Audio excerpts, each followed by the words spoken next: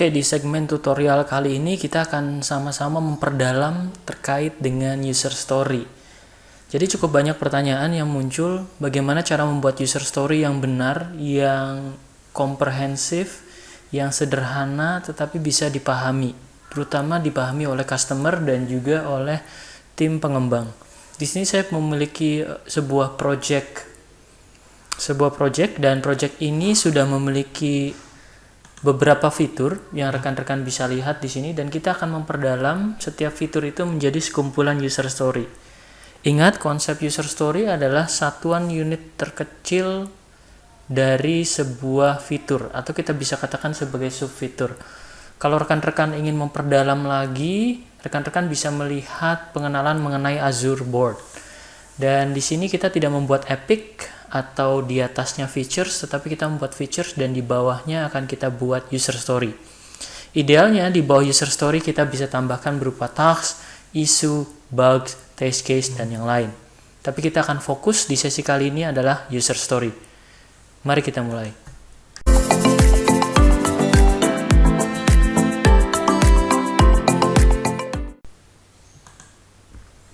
Oke, jadi di sini saya memiliki 3 fitur ya. Kita bisa buka salah satu fiturnya. Ini yang paling sederhana, yaitu Managing School Access Account. Di sini kita punya sebuah fitur dan penjelasannya. Di sini ada seorang admin yang memiliki kemampuan untuk mengelola akses masuk ke sistem ini. Akses masuk diberikan kepada admin sekolah yang akan mengunggah berkas Excel. Dan di sini akan kita buat user story-nya. Kira-kira ada berapa user story di bawah ini? Maka yang saya lakukan pertama kali adalah kita akan back to work item, kemudian kita akan create new work item, dan kita pilih user story. Dan di sini yang harus diperhatikan adalah user story ini bapaknya siapa gitu ya, atau holdingnya, parentnya itu siapa. Dan di sini kita hubungkan dulu ya. Di sini ada related work, kita hubungkan dulu. Kita hubungkan ke existing work item ya. Kita pilih parentnya siapa ya, kemudian kita pilih fitur mana. Nah ini ya, anggaplah kita akan membuat satu user story di bawah Managing User School Access Account ya, seperti itu. Maka kita akan masukkan OK, kemudian di sini kita akan tutup cancel. Maka di sini sudah terlihat parentnya siapa, dan sekarang kita akan tambahkan sebuah user story. Ini yang menarik, di bagian judul harusnya seperti apa? Apakah saya harus mengikuti standar as a user, I want bla bla bla, so that bla bla bla? Tidak. Kita akan fokus saja di title ini agar cukup singkat, kita cukup beri judulnya saja. Jadi rekan-rekan ambil I want to, bagian itunya akan rekan-rekan ambil ya. Jadi misalnya saya di sini pengguna akan mengunggah Excel ya. Maka kita akan tulis upload Excel files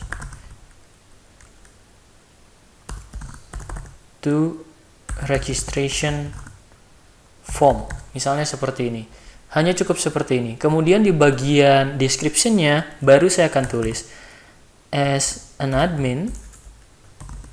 Nah, jadi di sini saya sudah tambahkan description-nya. Jadi description-nya berisi user story secara penuh.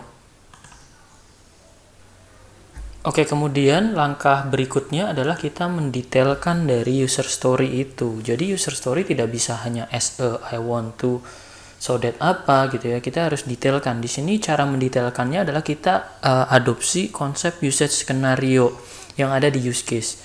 Jadi di sini adalah langkah-langkah yang dilakukan oleh pengguna untuk mengupload Excel file ke registration form ya, seperti itu. Saya akan tambahkan dulu, kemudian setelah lengkap akan saya tampilkan. Ini adalah contoh deskripsi dari user story yang sudah cukup lengkap. Di situ kita melihat ada langkah-langkah, yang langkahnya ini tidak lain adalah komunikasi antara users dengan sistem. Jadi seperti conversation antara user dan sistem. Tolong catat kalau konsep seperti ini baik apabila aplikasi kita adalah aplikasi yang memang berinteraksi dengan users. Kalau aplikasi kita seperti aplikasi service, mungkin kita akan lebih baik mendetailkannya dalam bentuk diagram. Jadi di Azure DevOps ini juga ada dukungan untuk mengunggah berkas. Yang ini bisa rekan-rekan unggah diagramnya, misalnya Visio dan sebagainya. Di sini karena aplikasinya aplikasi web, maka kita cukup menuliskan seperti ini. Rekan-rekan bisa lihat bagaimana admin dan sistem ini bercakap-cakap, dan terakhir yang paling penting di sini adanya sebuah clue atau adanya sebuah kondisi ketika sebuah user story ini akan dilanjutkan ke user story yang lain. Contohnya di sini, jika file valid, maka akan ada tombol begin import to Office 365. Jika tidak valid, maka ada tombol reupload the file. Ini yang nanti akan menjadi user story yang lain. Jadi konsepnya di user story ini adalah unit, ya. Kalau rekan-rekan lihat di use case biasanya memiliki sekumpulan path, ada simple path, alternatif, dan sebagainya. Kalau di use case ini satu. Dan ini statusnya kalau status positif, ya. Upload Excel 5 to registration form. Selanjutnya yang kita lakukan adalah kita menyusun acceptance kriteria. Tolong dipahami, acceptance kriteria ini tidak berarti user acceptance test atau berkaitan dengan user acceptance test. Ini adalah contoh acceptance kriteria yang bisa ditambahkan untuk kasus user story ini.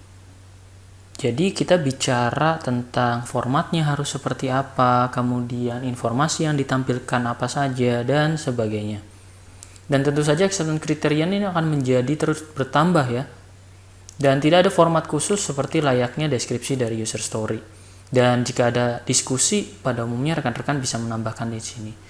Berikutnya saya bisa mengassign ke rekan saya yang akan mengerjakan, kemudian saya akan save di situ. Maka user story sudah berhasil saya tambahkan di sini. Rekan-rekan bisa melihatnya di bagian board bahwa user story kita itu sudah siap seperti itu. Dan state-nya akan bisa kita ubah-ubah. Demikian untuk sesi kali ini, deep dive terkait dengan user story. Sampai jumpa di sesi selanjutnya. Terima kasih.